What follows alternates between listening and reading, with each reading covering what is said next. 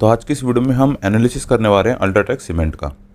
UltraTech cement ने यहाँ पर अपना Q4 FY26 का रिजल्ट अनाउंस कर दिया है। ये एक सिंपल स्टोरी है केपेक्स मशीन से कैश मशीन तक की। कंपनी ने क्या करा यहाँ पर FY21 से 24 में यहाँ पर केपेक्स बहुत ज़्यादा करा। उसकी वजह से क्या हुआ, जो कंपनी का ROCE था ना वो डिक्रीज होता रहा। कंपनी के नंबर्स भी इतने अच्छे नहीं आ रहे थे। क्यों? क्योंकि कंपनी का हैविली इन्वेस्ट कर रही थी। तो FY25 में क्या हुआ, जो कंपनी ने यहाँ पर इन्वेस्टमेंट करी हुई थी उसके यहाँ पर रिजल्ट कंपनी को दिखने शुरू हुए। प्लांट की यूटिलाइजेशन कैपेसिटी बढ़ी और क्या है वो चीज़ें यहाँ पर प्रॉफिट में भी हमें दिखने लगी। और अब क्या है, फाइनल फेज चल रहा है इस चीज़ का, जो कि है FY26 से 28 तक। ये क्या है, हार्वेस्ट फेज है। मतलब आपने सब कुछ यहाँ पर सारी मेहनत कर ली है। अब क्या, यहाँ पर सिर्फ आपको ऑपरेशन लेवरेज का यहाँ पर फ़ायदा उठाना है। मतलब अपने प्लांट के यहाँ पर यूटिलाइजेशन कैपेसिटी बढ़ानी है, प्रोसेस को यहाँ पर स्ट्रीमलाइन करना है और जो फ्री कैश फ्लो यहाँ पर आने वाला है उसको एंजॉय करना है। हम इस चैनल पे ऐसे ही बढ़िया बढ़िया वीडियो लाते रहते हैं ताकि आपको क्या है, स्टॉक एनालिसिस के बारे में पता चले और अपनी फाइनेंशियल जर्नी को और अच्छा बना सकें। Make sure you like and subscribe. तो अब बढ़ते हैं रिजल्ट्स की तरफ।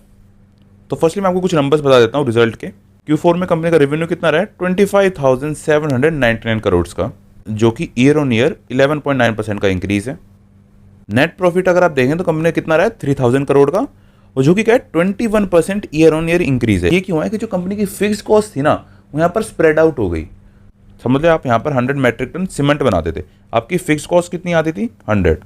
पर अब क्या है, आप 200 मैट्रिक टन बना रहे हो और आपकी फिक्स कॉस्ट क्या है, वो अभी भी 100 है। तो इससे क्या है, ऑपरेशन लेवरेज आ जाती है और वही चीज़ हमें देखने को मिली। इसलिए आप देखेंगे रेवेन्यू यहाँ पर 11.9% से इंक्रीज हुआ है, पर वहीं प्रॉफिट कितना हुआ है, ऑलमोस्ट डबल की स्पीड से इंक्रीज। EBITDA मार्जिन कंपनी का रहा है 21.7% का, जो कि 167 बेसिस पॉइंट हायर है ईयर ऑन ईयर। मतलब 1 बेस पॉइंट कितना होता है, 0.01%। तो 167 कितना हो गया, 1.67%। तो 1.67% का यहाँ पर EBITDA मार्जिन इंक्रीज हुआ है कंपनी का। आपको देखने में कम लग रहा होगा, पर अगर आप इस 1.67 को अगर रेवेन्यू से मल्टीप्लाई कर देते हो तो यहाँ पर आप देखोगे तो जो प्रॉफिट है ना कंपनी का वो 300-400 करोड़ सिर्फ और सिर्फ मार्जिन इंप्रूवमेंट की वजह से आ गया। वॉल्यूम कंपनी की यहाँ पर इतना ज़्यादा ग्रो नहीं करी है, इसका रीज़न मैं आगे बताऊंगा। सिर्फ और सिर्फ 9.3% का ईयर ऑन ईयर इंक्रीज हुआ है। फुल ईयर्स के नंबर्स भी मैंने यहाँ पे नीचे लिख दिया, आप इनको चेकआउट कर सकते हैं। तो कंपनी के यहाँ पर कॉस्ट मोड की तरफ जा रही है। सबसे पहले आप इस पाई चार्ट को देखिए। पावर मिक्स होता है कि कंपनी यहाँ पर जो भी चीज़ें बना रही है उसकी पावर कहाँ से आ रही है।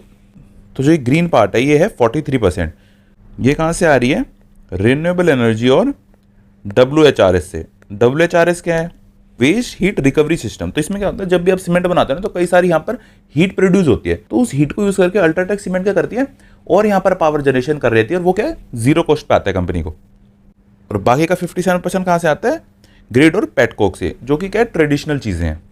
तो एज पर मैनेजमेंट कॉमेंट्री यहाँ पर कंपनी की ग्रीन कैपेसिटी कितनी है, 1806 मेगावाट की। उसमें से रिन्यूएबल एनर्जी कितना कॉन्ट्रीब्यूट करता है, 1392 मेगावाट। वहीं WHRS 414 मेगावाट की, और ये मैंने आपको बताया जीरो मार्जिन कॉस्ट पे आती है ये चीज़। तो सबसे ज़्यादा बेनिफिशियल है कंपनी के लिए WHRS। तो मैनेजमेंट ने यहाँ पे एक गाइडेंस का दिया कि जो ये ग्रीन एनर्जी का शेयर है ना, हम इसे 85% पे ले जाना चाहते हैं। तो इसके दो फायदे होते हैं। फर्स्टली WHRS आप जितना बढ़ाएंगे उतनी क्या आपकी कॉस्ट कम होगी और प्रॉफिट बहुत ज़्यादा होगा। अगर आप रिन्यूएबल एनर्जी की तरफ जाते हैं तो रिलेटिवली आपको सस्ता पड़ता है, किससे, ग्रिड और पेटकोक से।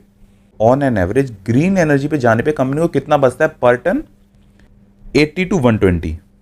कंपनी ने यहाँ पर बहुत ही ज़्यादा स्ट्रॉन्ग यहाँ पर क्वार्टर रिपोर्ट करा है और 240 रुपीज़ का डिविडेंड पर शेयर दिया, जो कि हाईएस्ट एवर है। और इससे कंपनी का आउटफ्लो कितना होगा, 6,500 करोड़ का सिर्फ और सिर्फ डिविडेंड से आउटफ्लो हो रहा है। ऑपरेटिंग कैश फ्लो कंपनी का यहाँ पर 50% बढ़ा है ईयर ऑन ईयर।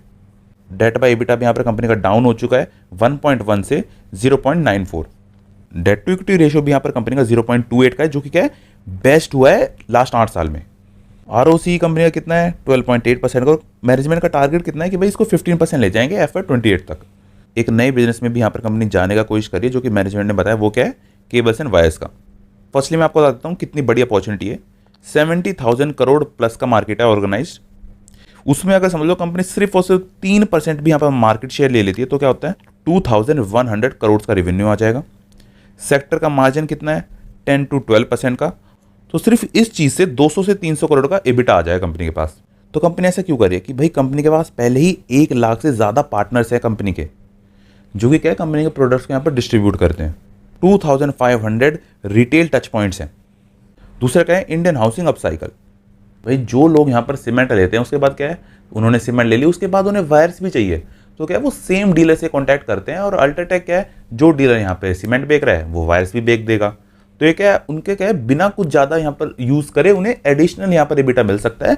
क्योंकि यहाँ पर टच पॉइंट्स और डिस्ट्रीब्यूशन काफ़ी स्ट्रॉन्ग है कंपनी का। इसमें क्या है, बहुत बड़ा रिस्क भी है क्या कि पॉलीकैब्स, हैवेल्स ने क्या है अपनी बहुत ज़्यादा ब्रांड लॉयल्टी बना ली है। डीलर को क्या है इंसेंटिव भी देते हैं कि भाई आप हमारा प्रोडक्ट पुश करो। तो कंपनी कैसे टैग करेगी वो आपको देखना होगा। कॉन्ग्लोमरेट डिस्काउंट, कि भाई अभी जो यहाँ पर अल्ट्राटेक क्या है अपने सीमेंट बिजनेस पे ज़्यादा फोकस कर रही है और उससे ही मेजोरिटी उसका रेवेन्यू आता है। तो अगर 2-3% यहाँ पर एबिटा बढ़ भी जाता है तो कंपनी को इतना ज़्यादा फर्क पड़ेगा नहीं और उसको डिफरेंटली वैल्यू नहीं करा जाएगा मार्केट में। तो बात करते हैं कंपनी के वैल्यूएशन की। तो यहाँ पर मैं EV बाय एबिटा की बात करूँगा, क्योंकि क्या है बहुत अच्छा मेजर है as compare to PE ratio. तो FY27 का मैंने यहाँ पर डार्क ब्लू में दिया हुआ है और FY28 का लाइट ब्लू में। तो कंपनी का EV बाय एबिटा कितना है, 1915। और अगर आप औरों से कंपेयर करेंगे तो ये थोड़ा सा प्रीमियम पे है, अगर आप श्री सीमेंट को यहाँ पे छोड़ दे तो। कंपनी का हिस्टोरिक कितना रहा है, 10 से 22 की रेंज में, कि अब क्या ये अपने जो हिस्टोरिक हाई से उसके पास जा रही है चीज़। तो मोतीलाल ओसवाल ने यहाँ पर बाय का टारगेट दिया है और टारगेट कितना है 13,800 का। सेम ही यहाँ पर करा है JM फाइनेंशियल्स ने, 14,600 का यहाँ पर टारगेट प्राइस दिया है। तो अगर आप 10 एनालिस्ट का एवरेज निकालते हैं तो वो कितना आ रहा है, 13,700 से लेके 14,600 तक का। और करंट मार्केट प्राइस कितनी चल रही है कंपनी की, 11,750। तो आपको यहाँ पे एक चीज़ ध्यान रखनी है कि कंपनी के यहाँ पर सारी चीज़ें कंपनी के अभी आसमान छू रही हैं।